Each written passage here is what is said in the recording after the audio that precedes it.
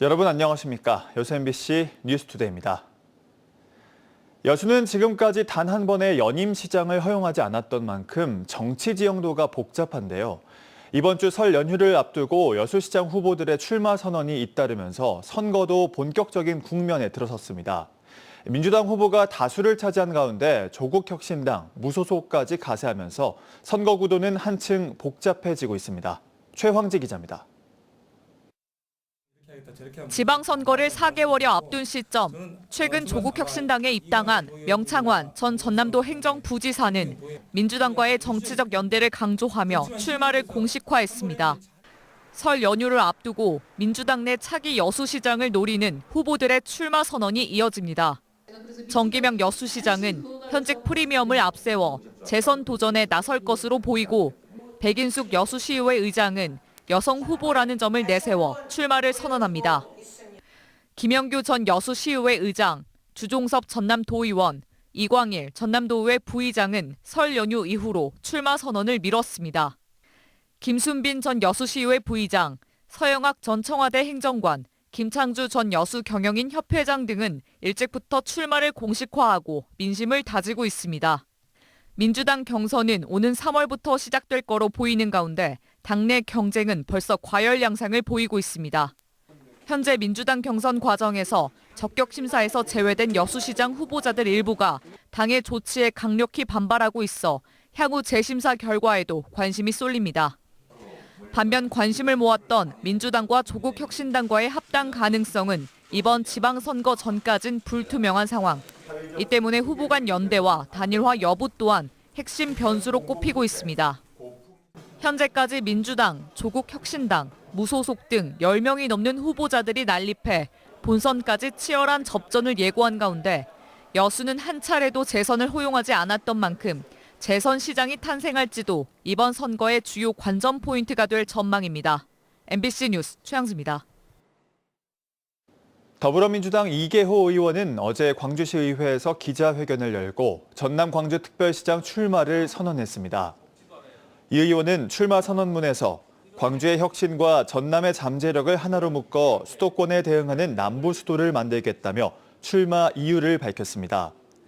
그러면서 지산지소 원칙을 세워 전기 다소비 산업으로 대표되는 반도체 산업을 광주 전남에 배치하겠다는 공약을 제시했습니다.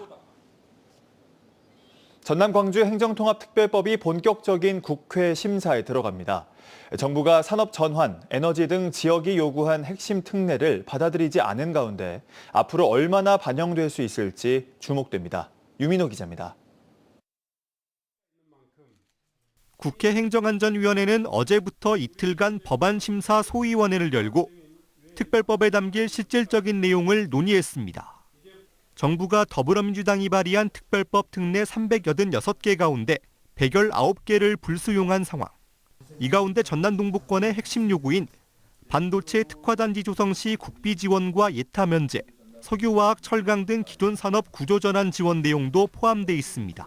다른 지자체와 형평성, 국가재정 건전성을 따져야 한다는 건데 정부가 통합 의지가 있는지 모르겠다는 비판이 이어지는 상황.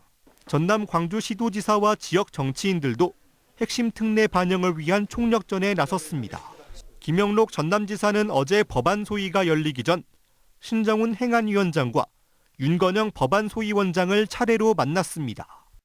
통합특별시의 안정적인 정착과 지역 미래산업 기반 조성을 위해 첨단 산업 에너지 분야의 핵심 권한이 지방으로 옮겨와야 한다는 점을 설명했습니다. 전남도는 경제부지사를 단장으로 행정통합특별법 TF를 구성했으며 행안위 심사 기간 내내 국회에 머물며 설득 작업을 이어가겠다는 방침입니다.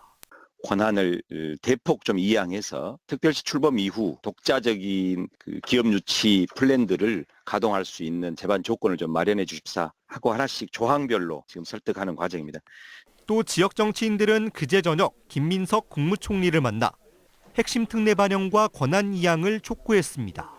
전남 동부권 국회의원들도 산업 관련 특례 요청과 더불어 전남 국립의대 설립, 북극항로 개척 등 지역의 요구사항을 전달했습니다. 산업용 전기료이나 이러한 부분들을 특별하게 관심을 좀 갖고 특례에다가 담아달라는 말씀 드렸고요. 적극 검토하시겠다는 말씀을 주셨기 때문에 저희들은 기대하고 있습니다. 국무총리실은 전남도, 광주시와 TF를 구성해 행정통합 논의를 이어갈 계획입니다. 행안위는 설 연휴 전 심사를 마칠 계획인데 지역의 요구가 얼마나 반영될지 관심입니다. MBC 뉴스 유민호입니다.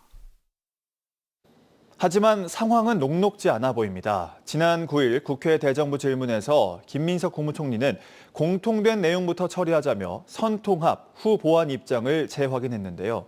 재정 문제도 당초 특별법에 명시할 수 없는 상황이라고 밝혀 알맹이 없는 통합으로 이어질 수 있다는 우려가 나옵니다. 김윤 기자가 보도합니다. 국회 대정부 질문에 나선 지역 출신 의원들은 행정통합특별법에 정부의 권한 이양과 재정 지원 등 핵심 특례가 빠진 이유를 따져 물었습니다.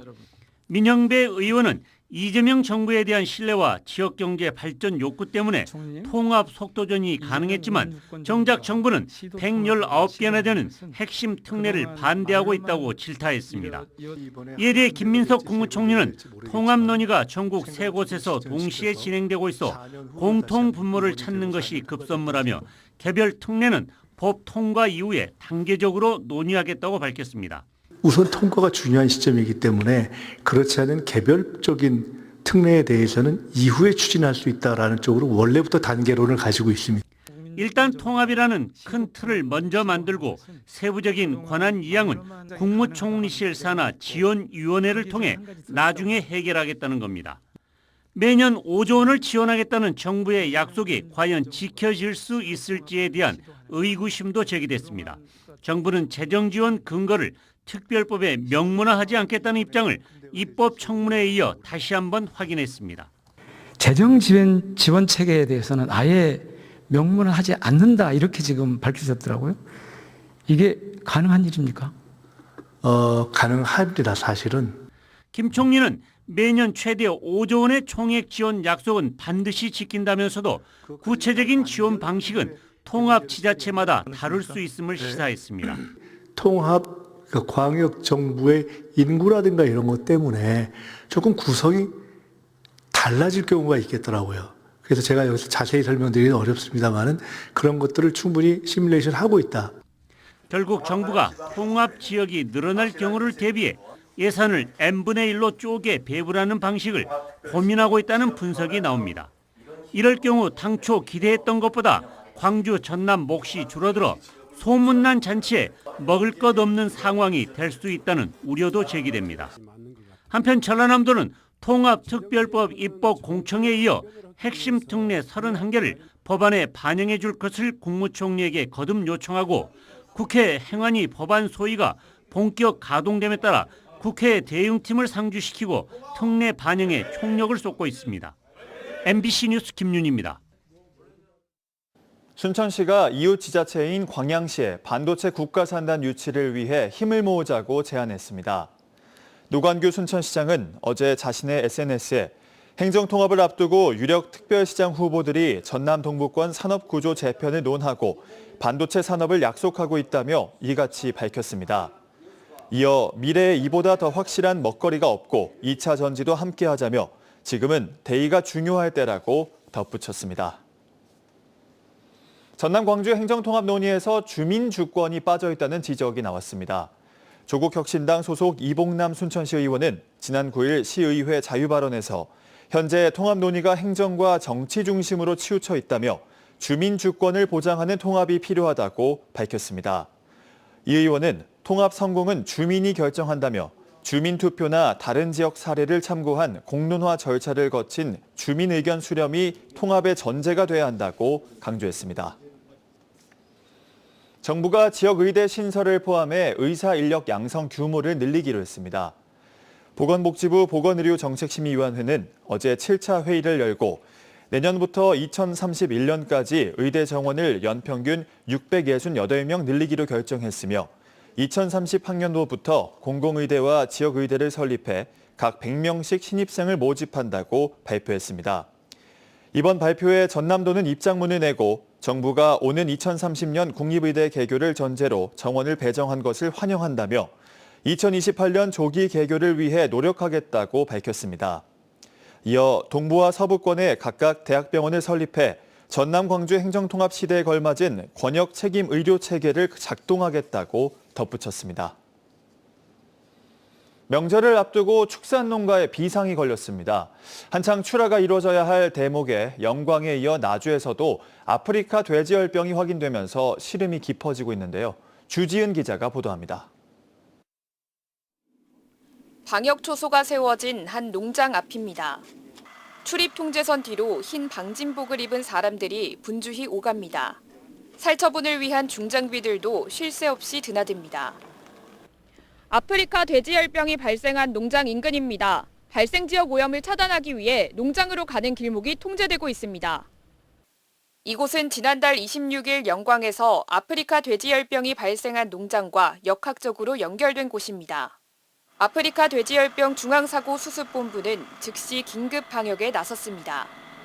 농장과 관련 시설 종사자, 차량에 24시간 동안 이동 중지 명령을 내리는 한편 농장 반경 10km에 대해 긴급 소독을 실시했습니다. 이 농장에서 기르던 돼지 1,300여 마리는 모두 매몰 처분됐습니다.